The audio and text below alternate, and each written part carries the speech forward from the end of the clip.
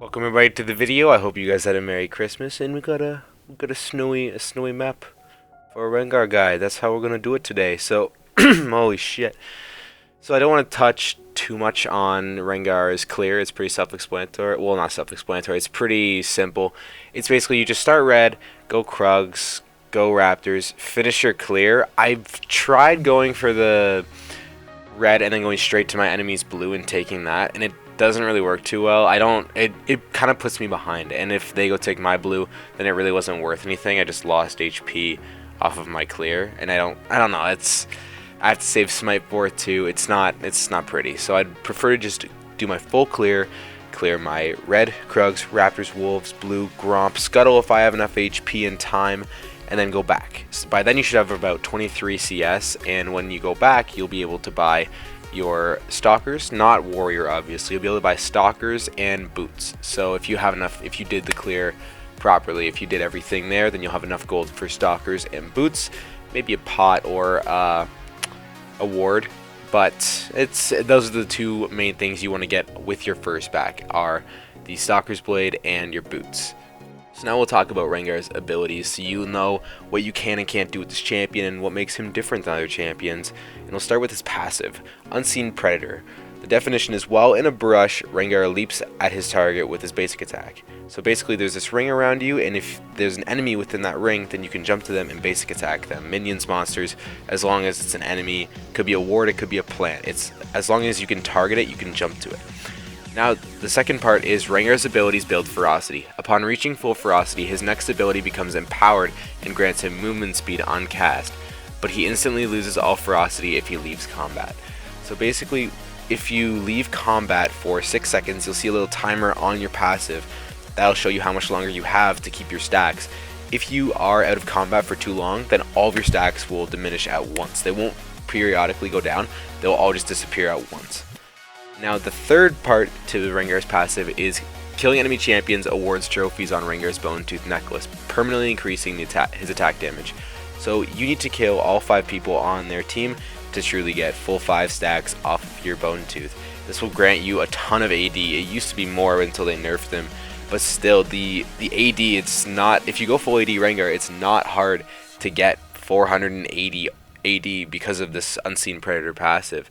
Next up, we have the ability you're going to be pressing the most in any game and probably throughout your lifetime of playing Rengar, his Q, Savagery. The definition is Rengar slashes all enemies in an arc before piercing all enemies in a line.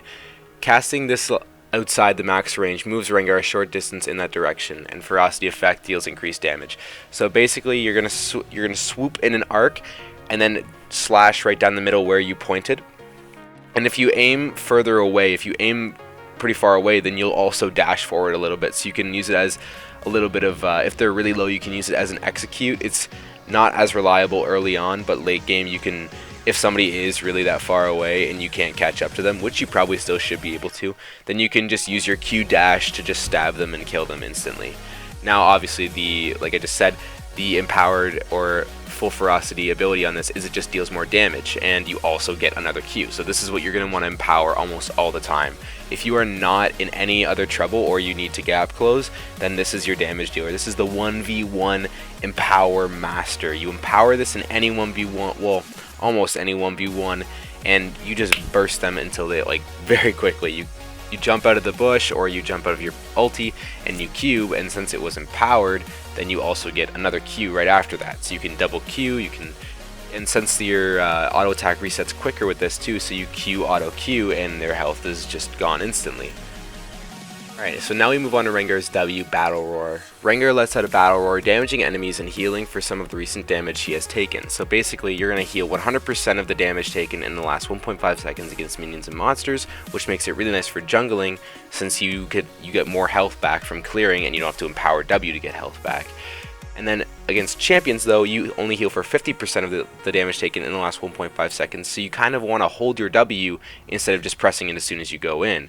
It makes it so you actually have to time your W nicely. You can see there's a gray bar showing how much you'll heal for if you use W right now.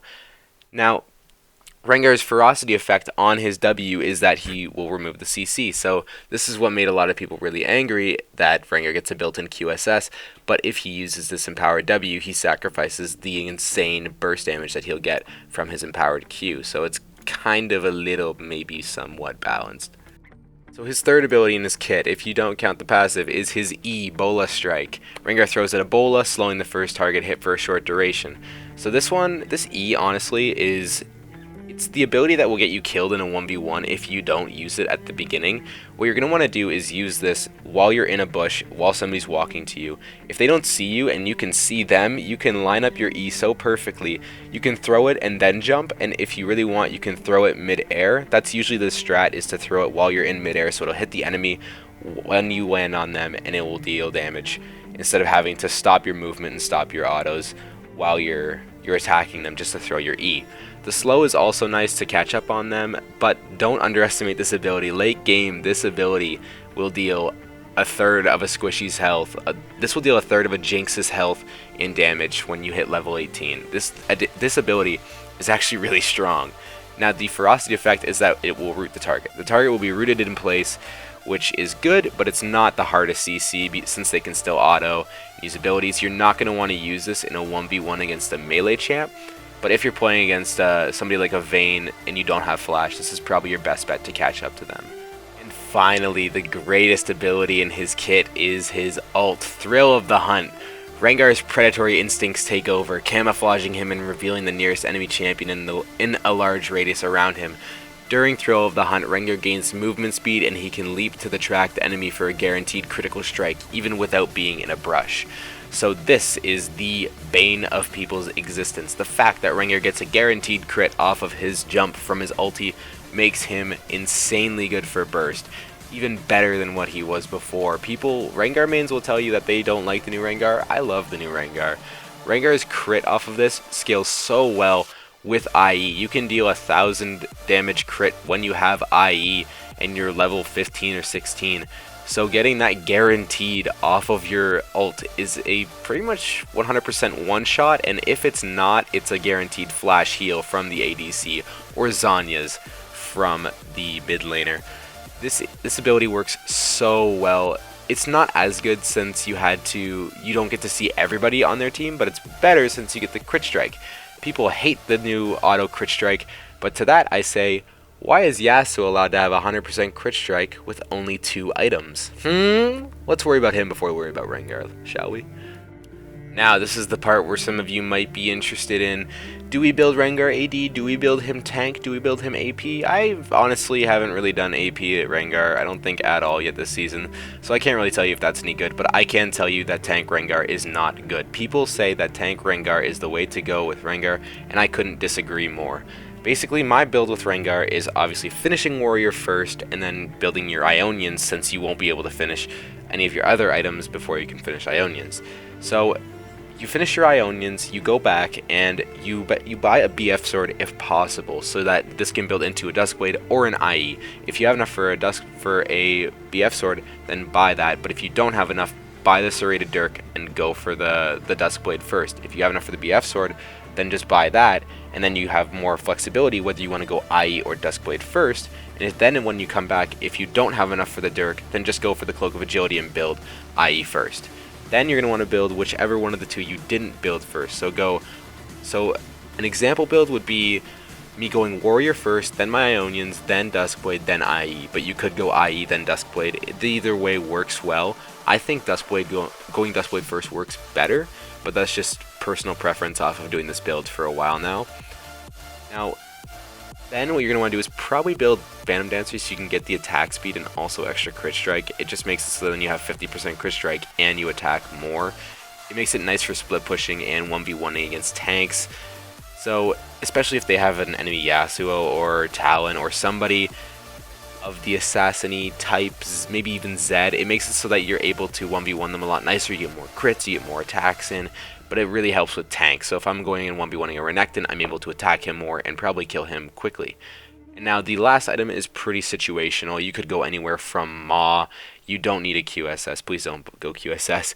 You could go anywhere from Maw to Death Stance to Essence Reaver for more crit and damage, to Static Shiv for more burst and attack speed, to get the split push. It's really up to you what that last item is, but once you have full build, when you get enough gold, sell your warrior and buy a Ravenous Hydra. You could also put that Ravenous Hydra in as your situational item and then build something else in instead of warrior. Warrior is good, but it's not as good as some other items. You do get the true damage smite, but I'd probably rather just have an Essence Reaver over it anyway, since I get more crit and damage. Now the last thing I want to touch on is sort of how you will be playing Rengar. So basically, these are some things to remember is get fed by farming. You don't have to get fed by getting kills.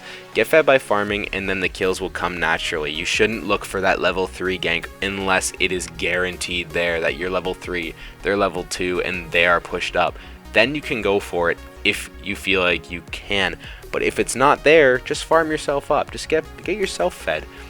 That's the second part too, is gank only when possible. Don't force the ganks. If you're sitting in a bush and you're waiting for the enemy to push up, just start your recall, and if they are not pushed up or they don't look like they're going to push up before the recall ends, take the back and buy your items, unless obviously you've been sitting there without farming, then go farm.